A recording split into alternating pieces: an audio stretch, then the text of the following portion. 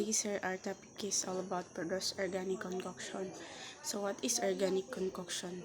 So on organic concoction, there are 7 types. So concoction and extract.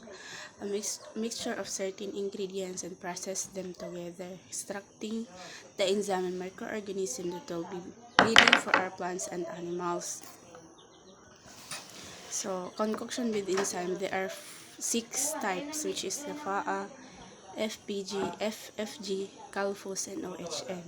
So concoction with microorganism, IMO, and labs.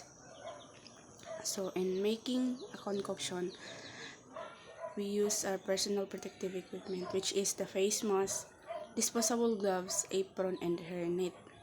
So first concoction is FAA. So ang FAA is naan siya yung nag-discuss ng kauban.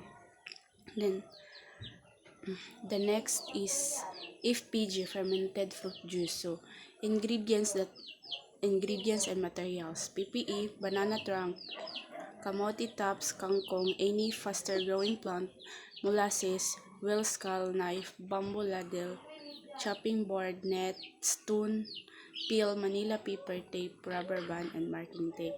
So ang process niya is same lang siya sa FPG, but ang iyang ratio is lahi siya. Ang ratio niya sa molasses o sa kanang ingredients niya, pag ang ingredients niya is 1 kilogram tanan, ang molasses nga imong ibutang is only 1 half liter sa katong gina. So 1 liter siya sa katong ginabutangan. So the next ang application niya is same ra gyapon siya sa FPG. Naga-spray po siya sa leaf sa plant 2 times a week, and then sa animal sky 2 times a week gihapon ginabutang siya sa kanang ginainom sa animals. So FFG, so mao na to akong giingon ganina, same sila og process sa FPG, which is same but different sila og kanang ratio nga ginabutang. So ang FPG is 1:1. So 1 ka kilo nga ingredients niya, ang ibutang ni mga molasses is 1 liter. So same ra gyapon sila fermentation period 7 days. So the next concoction with enzyme is OHNs, which is Oriental Herbal Nutrients. So dili nga concoction is na siya first stage nga process o second stage. So ang ingredients niya og materials is PPE, garlic, ginger, muscovado sugar, coconut vinegar, paniyawan, chili, wild skull knife, bamboo ladle, chopping board, peel, Manila paper tape, o rubber band, and marker. So ang procedure niya is sa first stage kay wash the ginger and garlic. So peel the skin of the ginger and garlic. Weight the materials and slice. In every kilo of material, add 200 kg of muscovado sugar. So mix it thoroughly, and then i-label nimo ang kung unsay name sa concoction, and then unsa pod siya nga date gihimo, tapos unsa pod siya nga date i-harvest. So sa first fermentation period is na siya 3 days sa first stage, and then after sa first stage kay moto na pud ta sa second stage. After 3 days, the first stage, and add vinegar ratio of 1:1. So after sa first stage, pagka second stage kay adan nimo siya og 1 liter nga vinegar. So sa fermentation period niya is after 10 days, drain the liquid OHN1. The third stage kay put or add 200 grams of chili and 100 grams of panyawan in every kilo of material. So daghan siya gipang add nga mga materials para makahimo siya og OHN nga concoction. So after 10 days na pod, i-drain na pod nimo siya, and then mao na to ang OHN2. And then sa application niya is gina-spray siya sa plant especially on the area which is affected by insects. So 3 times a week siya nga kuan i-apply. So sa animals kay mix the concoction into drinking water or feeds 2 to 4 times a week. So the next concoction is Calphos or calcium phosphate.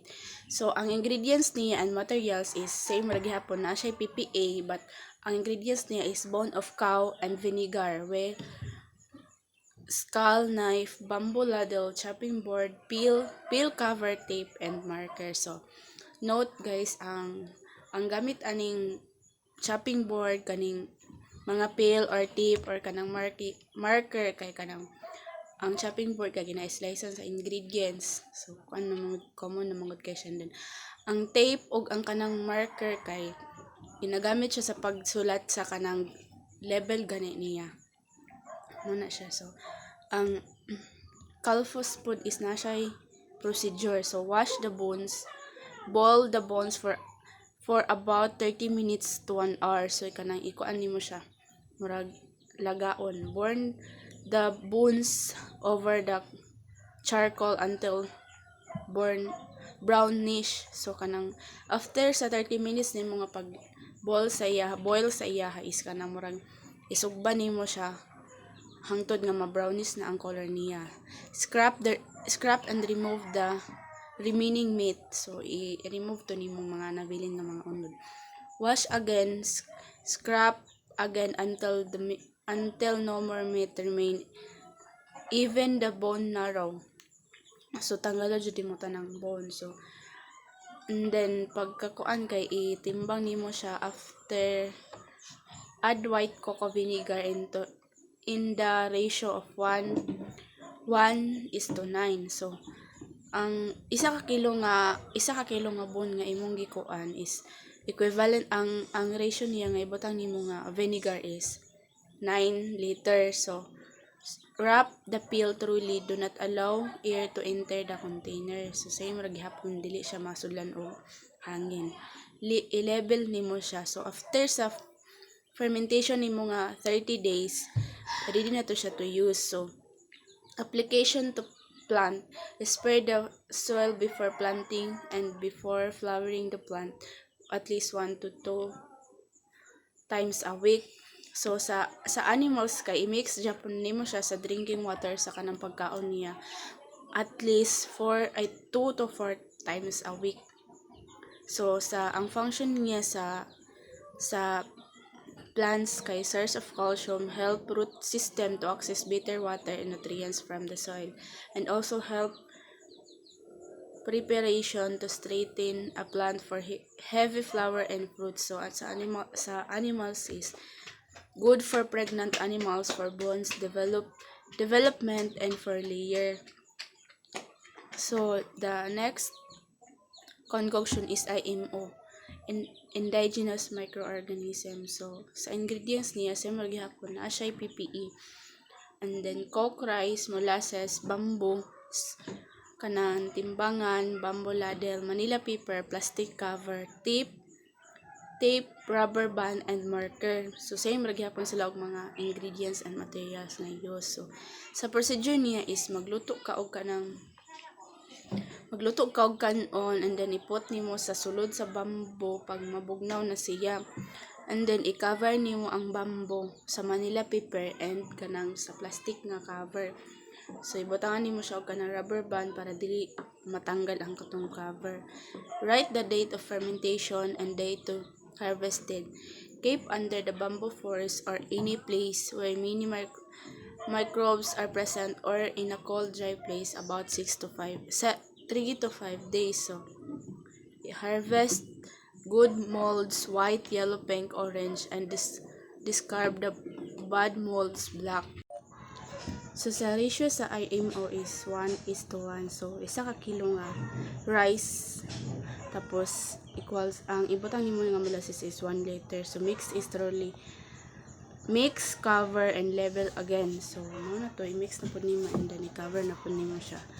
And then sa application niya sa plant, spray the leaves, trunk, and plant base 1 to 2 times a week. So sa animals is ibutang siya nimo sa kanang drinking water or feeds at least 1 to 2 times a week.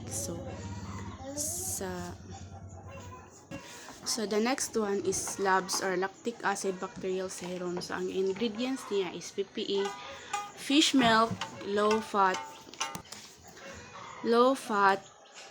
7 days fermentation rice wash, molasses, measuring cup, winning scale, and marker. So ang procedure niya is drain out the 100 ml of fresh milk, add or replace the 100 ml fermentation rice wash. So katong hinugasan sa kanon. So i-cover nimo siya truly, tapos i-level nimo siya, and then put sa cold nga kanang pugnaw nga place, and then for 5 days. Tapos after 5 days drain nimo and separate nimo ang katong rice wash, and then sa measure niya is ang ratio niya is 1:1. So sa isa ka kilo nga katong water wash is kanang sa isa ka liter nga water wash is 1 liter po siya nga molasses ang imong i-add. So sa application niya sa plant is apply of the plant based on at least 1 to 2 times a week. So sa animals is 1 to 2 times a week gihapon, isagol gihapon sa iyang pagkaon.